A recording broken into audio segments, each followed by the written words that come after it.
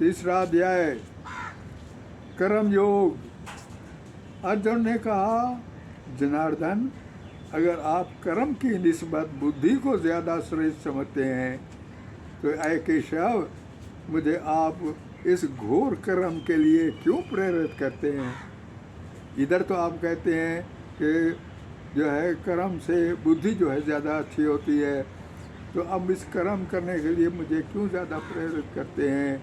आप मुझसे एक ही बात निश्चय पूर्वक कीजिए जिससे कि मेरा कल्याण हो। भगवान श्री कृष्ण चंद्र जी महाराज ने जवाब दिया कि इस लोक जो संसार है, इसके दो अकीदे हैं। जैसा कि मैं पहले कह चुका हूँ, यानी ज्ञानियों के लिए सांख्य योग, जो ज्ञानी हैं उनके लिए सांख्य योग, वो सब समझते हैं कि शरीर मरता है, आत्मा नहीं मरती। और योगियों के लिए कर्म योग। कर्म ज़रूरी है। शुद्ध कर्म के बगैर मनुष्य जो है ये निष्काम का अनुभव नहीं कर सकता। कोई ये कब जब तक करेगा नहीं, क्या पता लगेगा ये कर्म ठीक है या नहीं है। और न कर्म के सिर्फ बैरूनी त्याग से ही उसे मोक्ष की प्राप्ति हो सकती है। ये कहे कि मैं ये काम नहीं करता तो मुझे मोक्ष मिल जाएगा, मुक्ति मिल जाएगी। नहीं, काम तो करना ही है। कोई भी एक पल भी बिना कर्म के नहीं रह सकता। हर आदमी को काम करने पड़ेंगे। प्रकृति से पैदा होते हुए गुण, जो प्रकृति से हमेशा गुण पैदा होते हैं, सतोगुण, रजोगुण, तमोगुण, उसे कर्म करने पर मजबूर कर देते हैं। ये जो गुण हैं ये मजबूर कर देते हैं कि काम करना है। बावजूद इसके तीनों लोगों के में मेरे लिए कर्म करना भी लाज़िम नहीं है। हालांकि मैं भगवान हूँ, मेरे लिए काम करना ज़रूरी नहीं है, लेकिन ये सब चीज़ें मुझे प्राप्त हैं। मैं क्यों काम करूँ? मुझे सब चीज़ें प्राप्त हैं, लेकिन फिर भी मैं कर्म करने में लगा रहता हूँ। भगवान जी भी कहते हैं कि मैं भी कर्म करने में लगा रहता हूँ। अगर मैं इस बारे में गफलत करूँ है तो भी लोग मेरे आचरण का अनुसरण पैरवी करने लगेंगे। यानी लोग कहेंगे भगवान नहीं काम करता तो हम क्यों करें। अगर मैं कर्म ना करूं तो तीनों लोक में अबतरी फैल जाए, तीनों लोकों में अपने रहने वाले भ्रष्ट हो जाए और तमाम जिम्मेवारी और मखलूक की तबाही का इल्ज़ाम सारा मुझ पर आ जाएगा। इसलिए तमाम ज्ञानी लोगों को चाहिए कि वो काम करें। हर आदमी को अपने मालिक की आज्ञा का पालन करना चाहिए, लेकिन किसी को फल की उम्मीद नहीं रखनी चाहिए। काम करो कि फल की उम्मीद मत रखो। जैसे एक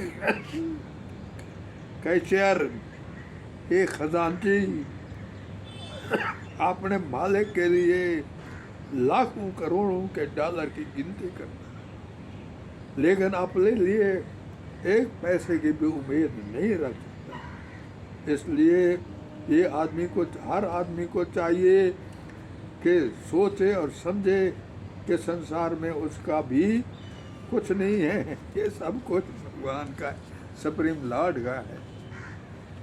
ये ज्ञान दे रहे हैं भगवान जी। कर्म करते वक्त शास्त्रों के यम नियम का पालन करना चाहिए।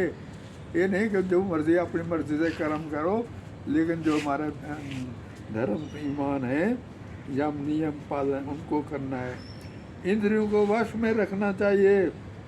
मिसाल के तौर पर सेक्स जीव के लिए ज़रूरी है, लेकिन ये सिर्फ शादी करने की इजाज़त देता है, दूसरी औरतों के साथ नहीं। दूसरी औरतों को यहाँ माँ के समान समझना चाहिए। फिर भी लोग संबंध रखना चाहते हैं, जो कि गलत है। ये सारे भगवान जो हैं, भगवान जी काम के बारे में बताते हैं कि कौन सा काम अच्छा होता है, कौन सा बुरा है। जो काम करना है अच्छा काम करना है। अर्जुन ने भगवान जी से पूछा कि समझते हुए भी पाप करते हैं और उनका कारण रजोगुण के संपर्क से पैदा हुआ काम है, यानी कुछ समझ जाए है कि ये काम गलत है, लेकिन फिर भी वो गलत कर देता है क्योंकि उसके अंदर रजोगुण के वो गुण है, प्रकृति ने पैदा किया हुआ है, जो बाद में क्रोध का रूप धारण कर लेता है। और क्रोध संसार में जीवन का बड़ा दुश्मन है, जीवों का बड़ा दुश्मन है। भगवान जी ने कहा कि काम, क्रोध और मोह भगवान कृष्ण को पाने के लिए करना चाहिए। यानी भगवान जी ये भी बताते हैं कि काम, क्रोध और मोह होना ज़रूरी है, लेकिन किसके लिए? भगवान कृष्ण को पाने के लिए।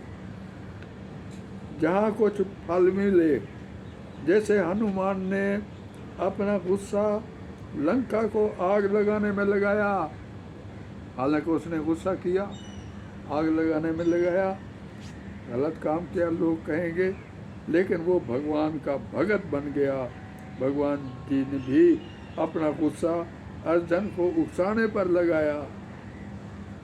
अर्जुन जो है, भगवान जो है, वो अर्जुन को उकसा रहे हैं सारी मिसालें देकर कि वो अपना गुस्सा लड़ाई में लगाए और पाप का नाश हो और भगवान का भगत बने।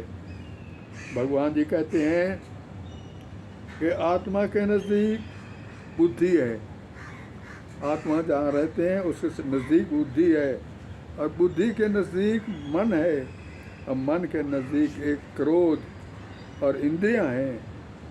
इंद्रियां, मन, बुद्धि इस काम रूपी शत्रु का निवास स्थान है। इनके ज़रिए ज्ञान को ढक कर ये काम देहधारी को मूर्छित कर देता है। इसलिए अर्जुन, आत्मा की मदद से मन को बस में करके काम रूपी शत्रु को मारो। अब इसमें सार है, इस सारे पाठ का सार है, जीव आत्मा को मजबूत होना चाहिए, जीव आत्मा को बह नहीं जाना चाहिए, इंद्रियों और मन और क्रोध के चक्कर में नहीं आना चाहिए, जीव आत्मा को मजदूर होना चाहिए और भगवान का सहारा करके अपनी इंद्रियों, मन और बुद्धि पर काबू पाना चाहिए। फिर सारे काम सही हो जाएंगे। गंदे कामों के लिए शक्ति नहीं लगानी चाहिए, अच्छे कामों के लिए लगानी चाहिए। और वही